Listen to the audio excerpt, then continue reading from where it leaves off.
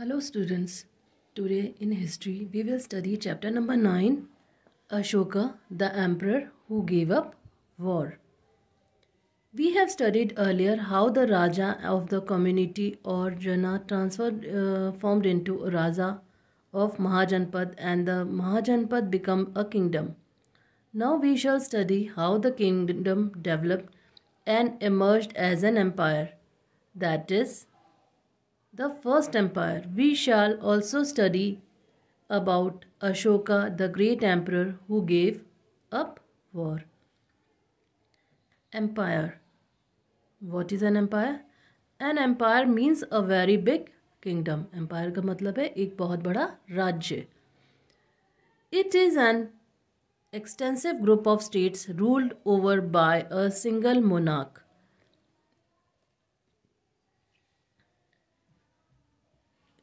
ये एक ग्रुप है बहुत सारे स्टेट्स का जिसका को कोई एक ही चला रहा है, एक ही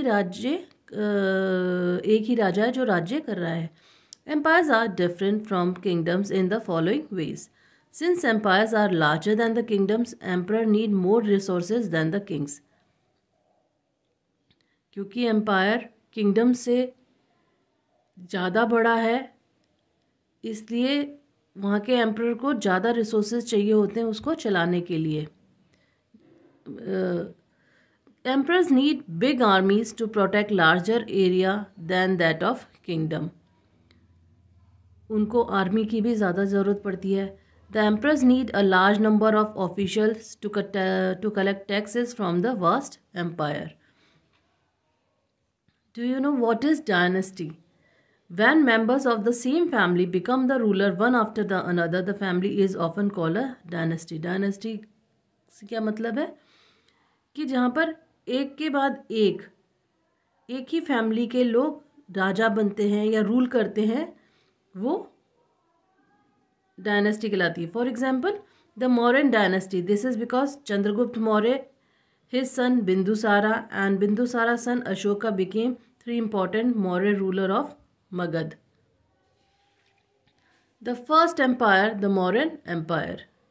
We have read in the 7th chapter that about 2500 years ago, Magad became the most important Mahajanpada. It had many powerful rulers like Bhimsara and Ajashatru as well as Mahapadmananda of the Nanda dynasty. Chandragupta Maurya. In 321 BC, Chandragupta Maurya defeated the last Nanda king, Dhanananda, and seized the throne of Magad. Then he turned his attention towards Punjab, western and northwestern India. Chandragupta Maurya को defeat करने के बाद last Nanda king कौन था? धन्नानंदा, जिसने मगध के throne पे को कब्जे में लिया था. After Alexander death his general began to fight among themselves for the control of his vast empire. Alexander की डेथ के बाद उसके जो सेनाधिकारी थे वो आपस में ही लड़ने लगे उसके एम्पायर को पे रूल करने के लिए. Seleucus Nicator, one of the Alexander general, became the ruler of the area stretching from the Asia Minor to the Indus. In 305 BC, Chandragupta defeated Seleucus and freed northwestern India from Greek control. Seleucus had to give eastern Afghanistan, Baluchistan and area of west to the Indus to Chandragupta. He also married his daughter Helen to Chandragupta and sent the Megasthenes as an ambassador to Chandragupta's court. In return, he received 500 war elephants. In this way, the Mauryan Empire was established. This marks the beginning of a new period in Indian history. For the first time, a large part of the country was politically unified under the Mauryas. However, the credit of Chandragupta's victory is given to the able guidance of a wise man named Chanakya or Kautilya, who had a personal grudges against Dhanananda. Chanakya has written a famous book on politics called Arthashastra. In this book, he explained how a strong and efficient government should be organized.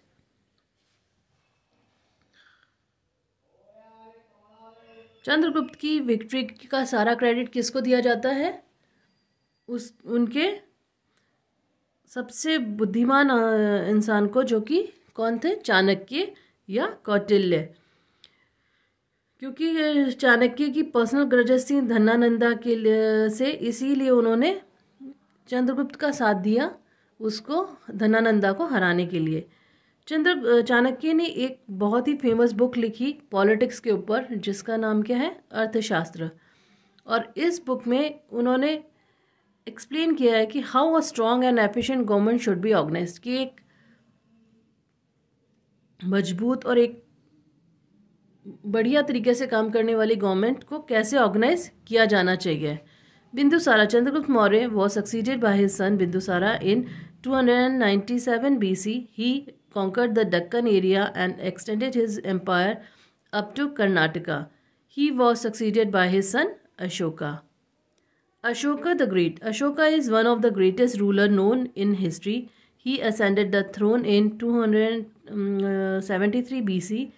He was the first ruler who tried to take his message directly to the people through inscriptions.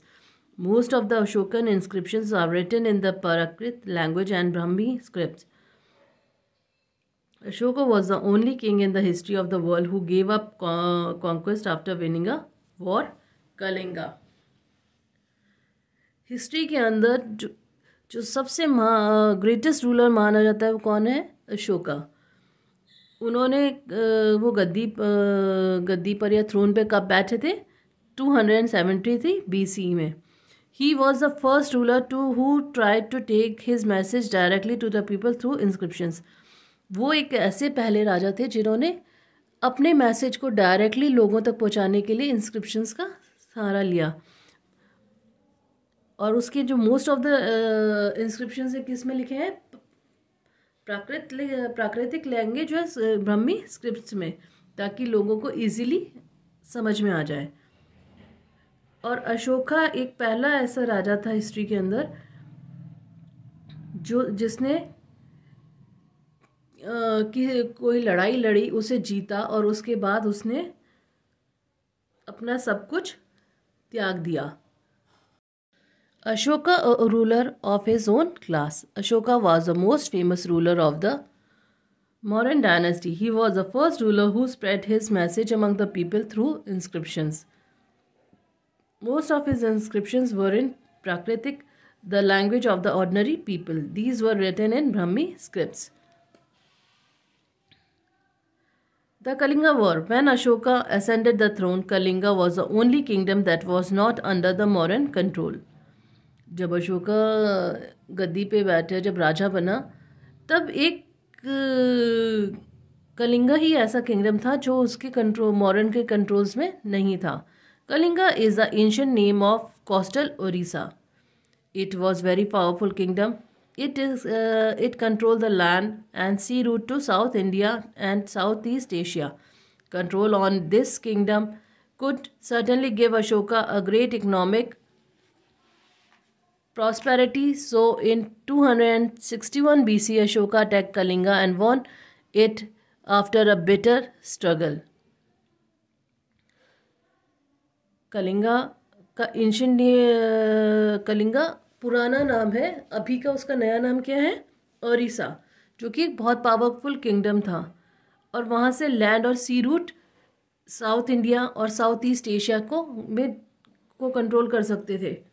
और इससे अशोका की economic conditions और ज़्यादा बढ़ सकती थी, इसलिए अशोका ने कलिंगा पे अटैक किया और काफ़ी स्ट्रगल के बाद उसको जीत लिया। About 1.5 lakh people were captured, more than 1 lakh people were killed. इस लड़ाई के अंदर 1/2 लाख पीपल्स को बंदी बनाया गया और 1 लाख से ऊपर लोग मारे गए। More than 1 lakh peoples were killed. Ashokan Empire now spread from the Himalayas in the north to Mysore in the south and from Brahmaputra in the east to Hindu Kush in the northwest. But Ashoka's victory in the Kalinga War did not bring any joy and satisfaction to him. The greatest destruction, death, and human sufferings in the war filled his heart with sorrow and remorse. This war became turning points in Ashoka's life. He decided not to fight any more wars but to win the hearts of the people with love. He was influenced with the Buddhist principles of compassion, peace, and non-violence. He adopted Buddhism. From then onwards, he devoted his life in the moral, material welfare of the people. He adopted the policy of winning people over through Dhamma in place of conquering them through force. Kalinga war की victory Ashoka के दिल में को जीतने से उसे कोई खुशी नहीं हुई, कोई सेटिस्फैक्शन नहीं हुआ, बल्कि लोगों की डेथ, जितना डिस्ट्रक्शन वॉर के अंदर हुआ और लोगों की सफरिंग्स को देखकर उसका हार्ट बहुत दुखी हुआ, उसका दिल बहुत दुखी हुआ और उसने उसके बाद डिसाइड किया कि वो अब कभी भी लड़ाई नहीं लड़ेगा, बल्कि लोगों के दिलों को प्यार से जीतने की कोशिश करेगा। और बुद्धिस्ट प्रिंसिपल से इन्फ्लुएंस होकर, पीस और नॉन वायलेंस से इन्फ्लुएंस होकर उसने बुद्धिज़्म को अडॉप्ट किया और अपनी लाइफ को उसके बाद मॉरल, मटेरियल वेलफेयर, लोगों की भलाई के लिए समर्पित कर दिया।